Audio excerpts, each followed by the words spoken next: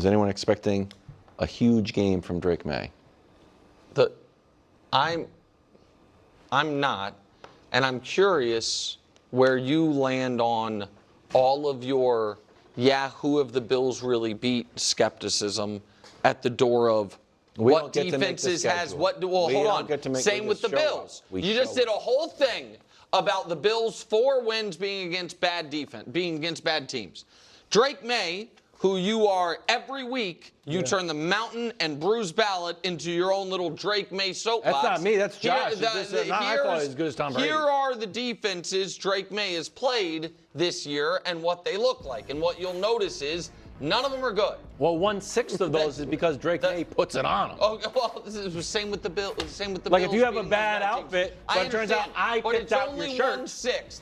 And so you just told us how bad the Bills defense is. That's one of them. That's because how bad the Saints defense is. The Titans defense is. The Steelers, the Dolphins, the Raiders, who we lost to. Steelers lost to as well.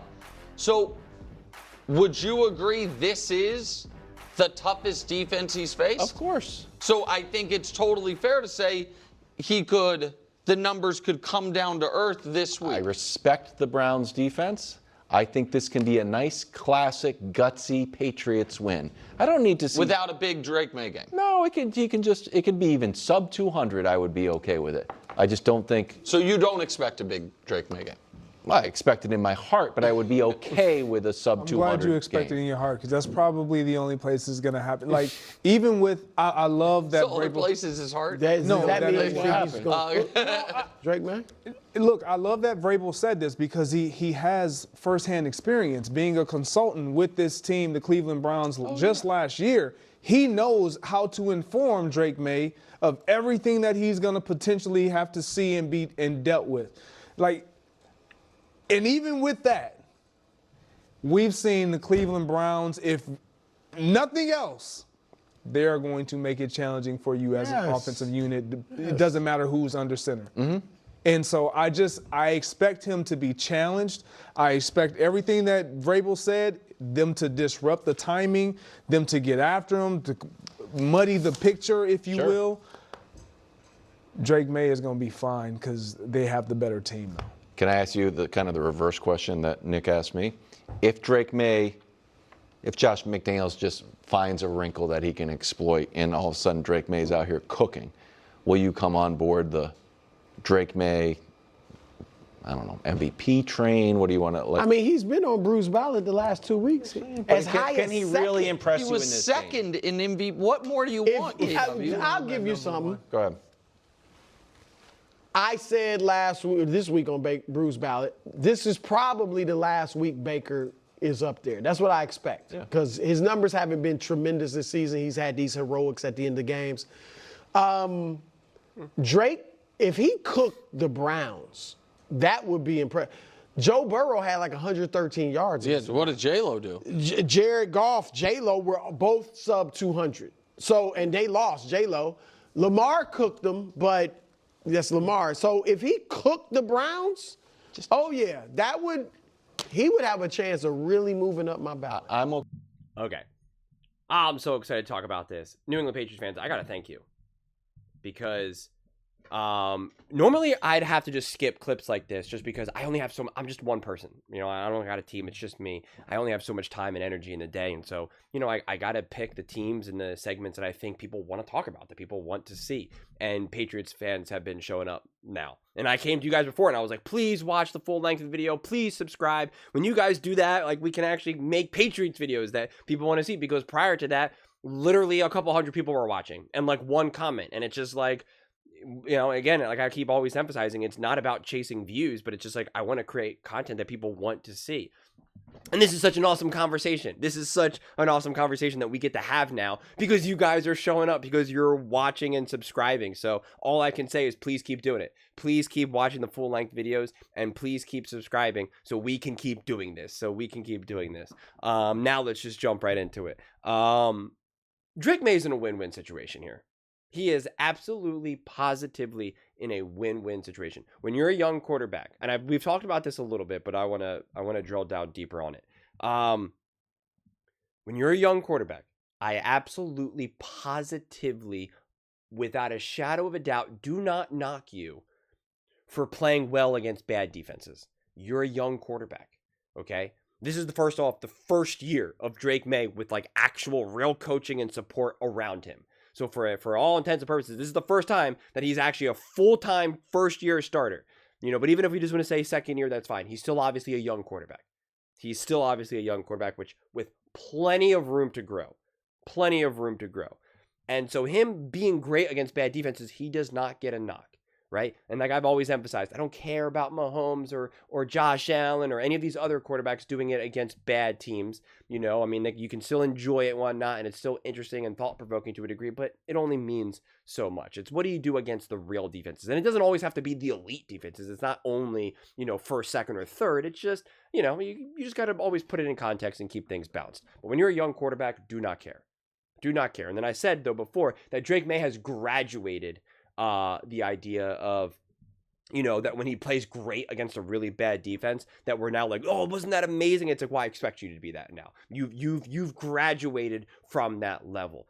But I'm not going to say that Drake Maye has graduated from not being able to be stifled by a great defense, because the mark of a great defense and a great, defensive coaching is being able to take advantage of young quarterbacks. That is what they've consistently been able to do again and again and again. Whether it's a defensive coordinator, defensive head coach, whether it's Vrabel himself, whether it's Bill Belichick. Patriots fans should know this better than anyone because of Bill Belichick doing it for his entire career. Any young up-and-coming quarterback, they're just able to get after them and just, make them confused, man. Make them think up is down and down is up.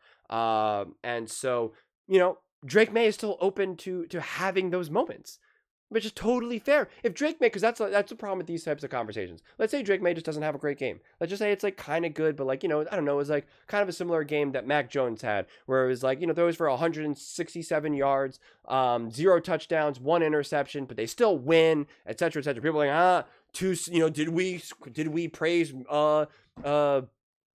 Drake Maye too soon? And that's where the conversation will be. And it's like, no, just stop. Like this is normal. This is understandable. Like it's okay.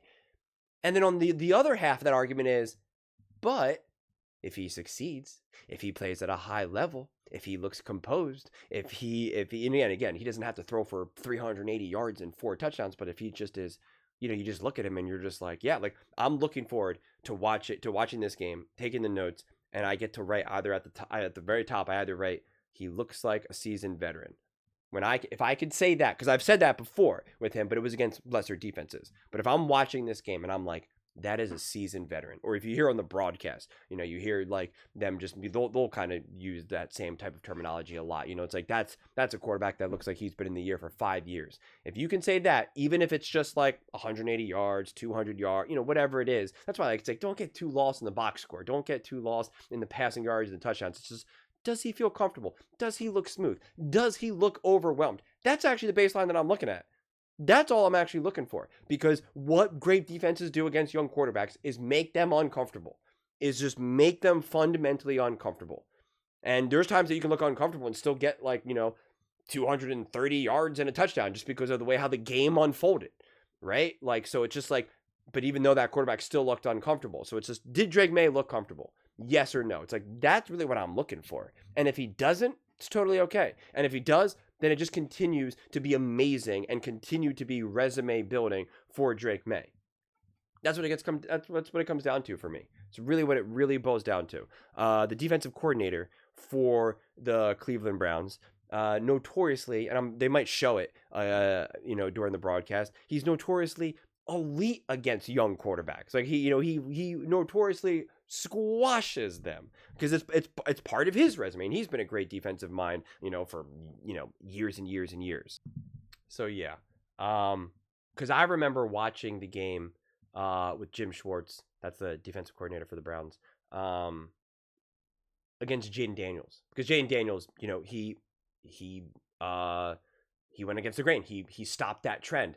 And I remember they even highlighted that on the broadcast of just how great. And I remember having a very similar conversation going into that game with the Washington Commanders and Jane Daniels. And I was just like, listen, Jaden's been playing great. He's been playing awesome, et cetera, et cetera. You know, if he loses some momentum, it's totally okay. And I probably gave a very similar whole rant that I did right here. And they were able to light them up. Like, you know, that was just the way how that specific game unfolded. And it was impressive when he did it. So, but again, if Drake Maye doesn't, it doesn't automatically mean he's not good enough, or he's not progressing.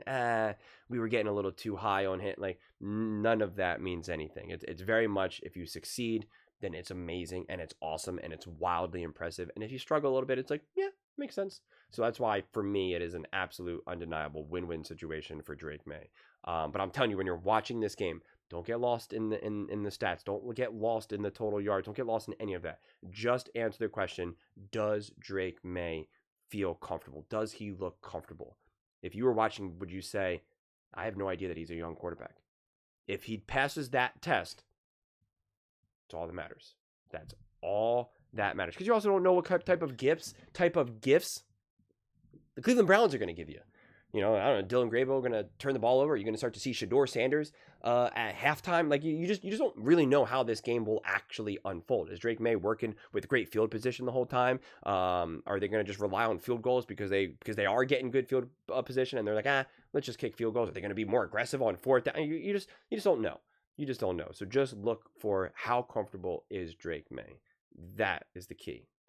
But those are just my thoughts. I'd absolutely love to hear yours. What do you guys all think about the New England Patriots taking on the Cleveland Browns? Are you expecting another big game from Drake? Let me know in the comments below. I read every single comment. So whether you agree with me or disagree with me, either way, let's get in some discussions. Let's get in some fights. But ultimately, let's just have some fun. And as I said, please do consider subscribing. It really would mean the world, and it really goes a long way to building an awesome community that I think we really are well on our way to doing it. And please don't forget to give this video a thumbs up, as it really does help with the visibility and the algorithm. Thank you so much. See you next time.